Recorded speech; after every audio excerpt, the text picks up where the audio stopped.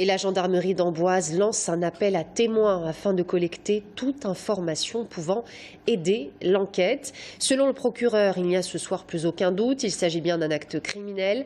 Un expert judiciaire en incendie devrait d'ailleurs se rendre sur les lieux dans les heures qui suivent. Ce que l'on sait pour le moment, c'est que l'église n'était pas visée. On l'écoute.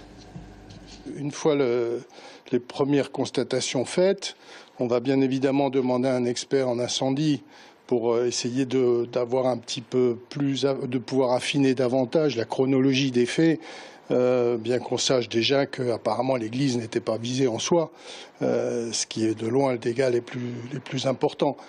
Par ailleurs, il va y avoir lieu à faire une enquête de voisinage et puis à exploiter tous les éléments que l'on peut trouver sur les lieux. Un certain nombre d'éléments ont d'ores et déjà été ramassés et on va les exploiter.